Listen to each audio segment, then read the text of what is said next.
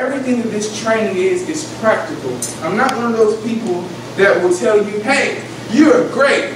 You can do anything and not give you a roadmap and how to get there. That's another thing. We go to people for motivation. Well, motivation is only part of it. That's only part. I need something practical. I need information that after I do A, B, and C, then D will happen. We're going to talk about some things that you'll probably never talk about in your board meetings, but you need to desperately. When people go to work, a lot of times, they're in pain. They're in pain. They're not treated the way they want to be treated. They're not paid the way they want to be paid. They feel like they're insignificant. They feel like their thoughts do not matter. It's painful. And you know what happens? They take that home. And so then they go home to a husband and wife and they cause them havoc because of the job that they're on. It's painful. Because we are people. We are people. You may work at AT&T or you may work at McDonald's, but you're a person first. You're a person first. And a happy person is going to work a lot harder than a painful person. If I don't get volunteers, I will randomly call them. I will do it. And you know, I'm going to tell you right now, this is how I pick. The person that goes like this, tries to hide, come on down. So just trying to look alive, just trying to make it just do that, look alive. We're going to talk about pain for a second. Now, when you hear the word pain, what do you think about? Name me some things that you think about when you hear the word pain. Paperwork. Paperwork. Deadlines. Avoidance. Suffering. Yes. Stress. Yes. Tears. Oh, yes. Anything else? And these are things that you go through at work. You just have to hold it, but these are emotions that you have to hold inside. Because Friday is payday. So you just suffer, what is that? You suffer and you stay under stress. That's what you do. But I'm going to teach you something about pain that is going to change your life forever. Pain is an indication for change. Let me tell you why I say that. If you've ever burned your hand on the stove, I have. I was one of those kids where my mom said, don't touch it, I had to touch it. I don't touch it anymore. I changed.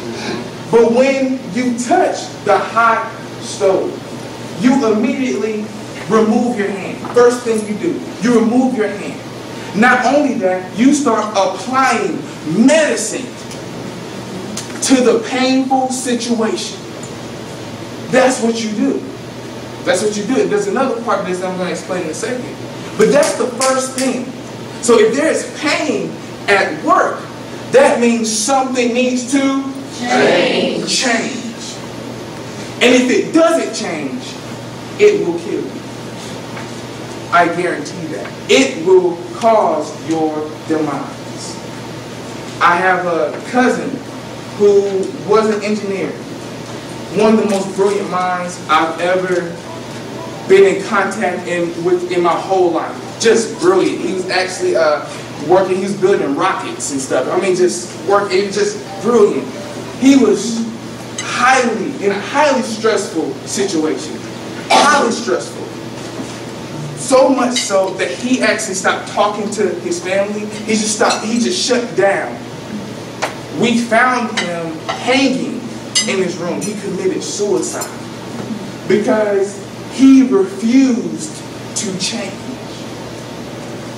I want you to think of some painful situations. It may be at work, it may be at home, but I just want you to think of and jot down a couple of painful situations, and we're going to figure out how to change them as a cohort.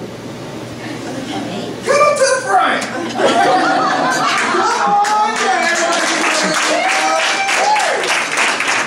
I want you to stand in the middle and read this. And like I said, as a group, as a cohort, we're going to figure, yeah, glasses, good. We're going to figure out practical ways of changing this situation. Can we do that? This group participation. The individual is closed off to change, to communication that inspires change. They keep all their pain inside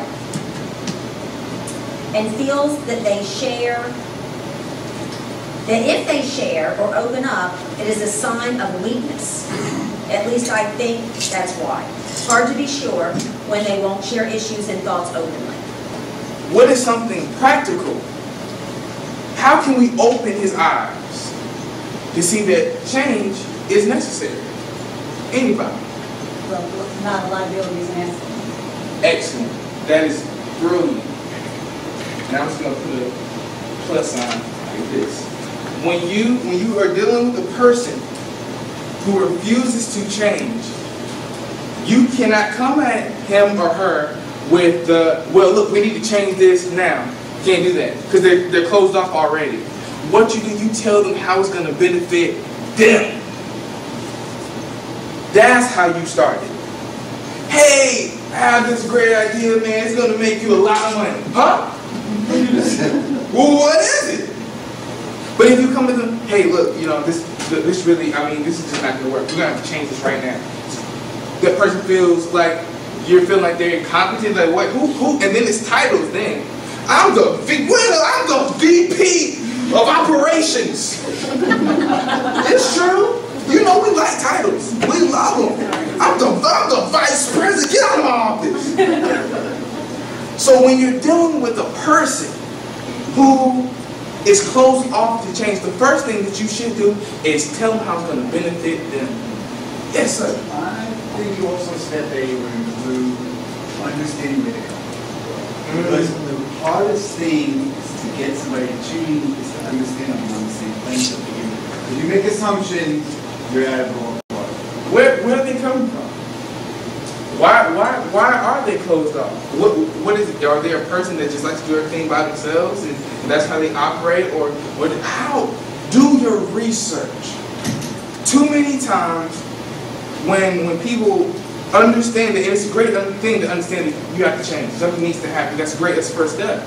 But sometimes you get so excited and you only see it from your point of view that you may be undermining someone else's point of view. Well, that's not going to go anywhere. Because all this is going to happen. And this is everyday life. It's butting heads. It's my title versus your title, my salary versus your salary then. And the thing that gets me is everything that has nothing to do with the project. Nothing at all. You know, you start talking about things that have nothing to do with where we're trying to go. Name something else. This is some good stuff. Yes, ma'am. Offer help. You would be the person who can partner with them to support them, and that you'll go through the change with them. And then, you know, that's a big one. I'm gonna tell you why. It's because once you attain a certain status in life, you feel like you don't need anyone's help anymore because you work so hard, and you don't even understand that someone had to help you to get there. And it's like when you get there, you forget the main reason how you got there. Offer help. I think sharing your own experiences, like you said, once you get to certain levels, you have had experiences in sharing how you may have been affected and resistant to change as well. Sharing your own experiences, that's brilliant. Because you know what you're doing? You are humanizing yourself. So, you see, the only way egos work if two people have them. When one person says, hey, look, man, I've gone through the same thing. I've been through the same thing. It's hard to be like, yeah. It's hard to do that by yourself. It's brilliant. Have a servant's attitude. You already have your position. You already have your job. But in order to get things done, you kind of have to have a servant's attitude. And there's nothing wrong with that. Because your goal is to impact more people. Because the more people that's impacted, the more dollars that they have, the more dollars they will release, the more money the company makes, and everyone can get those big bonuses. But people have to be first.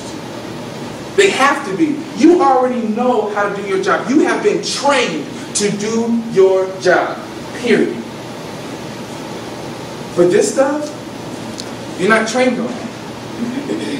This is things that people don't think about. And so what they do, they end up suffering. Every day. Every day. I looked up statistics because I was fascinated with this stuff. In 2007, there were, I think, 250 employee conflict deaths where people just lost it. They're people. You can't push them. Everyone has a limit. You can't continue to yell at people and yell at people and yell at people. They're taking that stuff home. It really made me cry. I mean, people are going, because of work, because of their stress, they're going home and beating their wives because of a job. This is needed more now than ever before.